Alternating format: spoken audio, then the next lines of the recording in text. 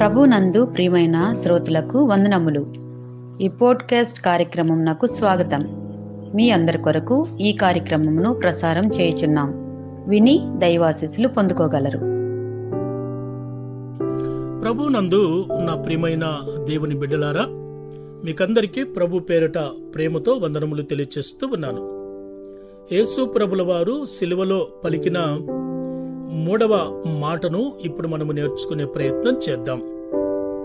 యోహాను వ్రాసిన సువార్త 19వ అధ్యాయం 26వ వచనంలో యేసు ప్రభుల వారు సిలువలో వేలాడుతూ ఉండగా సిలువ యొద్ద ఆయన తల్లియు మరికొంతమంది స్త్రీలు అక్కడున్నారు. అక్కడ ఉన్నప్పుడు ఆయన ఇక తండ్రి దగ్గరికి వెళ్ళిపోతున్నాడు కాబట్టి మరి తాను ప్రేమించిన శిష్యుడైన యోహాను దగ్గర నిలుచుండుట చూచి వాళ్ళ అమ్మకు చెప్తూ ఉన్నాడు, అంటే మరియమ్మకు చెప్తూ ఉన్నాడు, అమ్మా ఇదిగో నీ కుమారుడు అని తన తల్లితో చెప్పాడు. ఈయన ఎవరు? యేసు చేత ప్రేమించబడిన శిష్యుడు.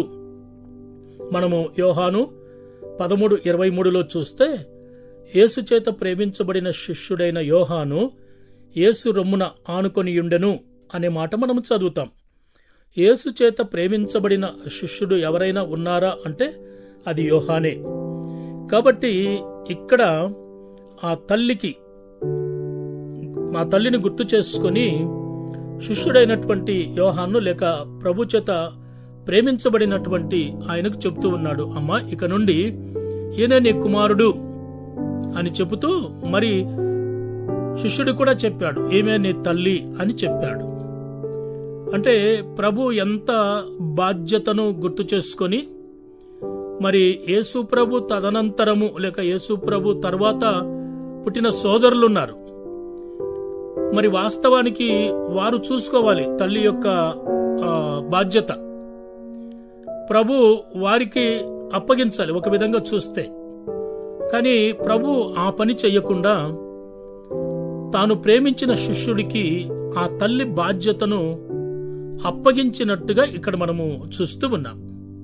ఇది మంచి పరిణామం, ఈ ఆధిక్యత లభించటం కదా.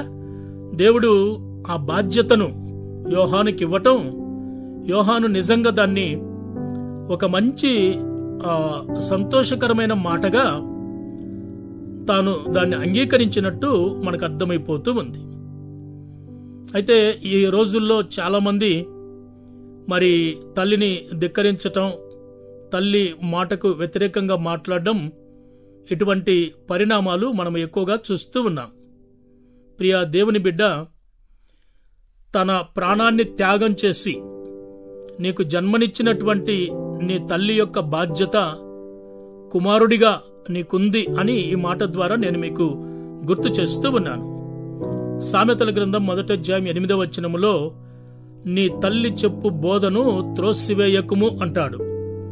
సామెతలు 4:3లో నేను నా తల్లి దృష్టికి సుకుమారుడనై ఏకకుమారుడనై యుంటిని అనే మాట వ్రాశాడు. అదే సామెతలు 6:20లో నీ తల్లి ఉపదేశమును త్రోసివేయకుము అంటాడు. అదే సామెతలు 23:25లో నిన్ను కనిన తల్లిని ఆనందపరచాలి కదా.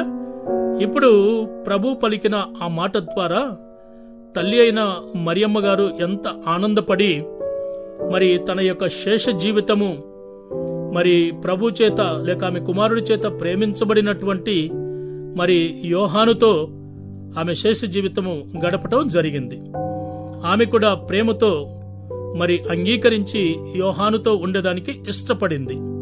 వింటున్న నా ప్రియమైన దేవుని బిడ్డ, తల్లి బోధను త్రోసివేయకు కదా, ఆమెను ఆనందపరచాలి. ఆమె ఇచ్చే ప్రతిదీ నీ భవిష్యత్తుకు ఉపయోగకరమైనటువంటిది. ఆమె చెప్పే నీతి నీ భవిష్యత్తులో ఒక పునాది లాంటిది కదా. కాబట్టి నీవు ఎక్కడైనా ఎప్పుడైనా తల్లి మాటను ధిక్కరించావా? తల్లి మాటకు వ్యతిరేకంగా మాట్లాడినావా? తల్లి మాటకు ఏదైనా వ్యతిరేకమైన పని చేశావా అని పరీక్షించుకో కదా. నీకు జన్మనిచ్చిన, నిన్ను ప్రేమించిన నీ తల్లి యొక్క ఆలనా పాలన చివరి వరకు కుమారుడిగా నీవే చూసుకోవాలి అన్న మాటను ఈ సందర్భంగా నీకు నేను గుర్తు చేస్తూ ఉన్నాను. కాబట్టి నీ తల్లి ఉపదేశమును త్రోసివేయకు. నీవు ఎప్పటికీ ఆమెకు సుకుమారుడవే కదా. నీ తల్లి బోధను త్రోసివేయకు. ఆమెను ఆనందపరచాలి ఒక కుమారుడిగా. అది నీకు క్షేమం, నీకు ఆశీర్వాదకరం. అలా నీ జీవితాన్ని మలచుకోవాలని ఈ సందర్భంగా నేను ఈ మాట ద్వారా గుర్తు చేస్తూ ఉన్నాను. ప్రభువు నిన్ను దీవించునుగాక. ఆమెన్.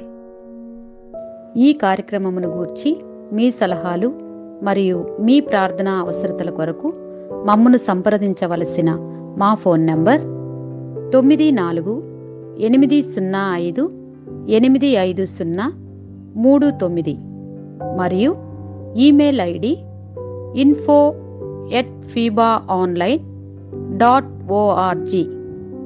మా ఫోన్ నంబర్ మరొకసారి 9480585039. Email ID info@fibaonline.org.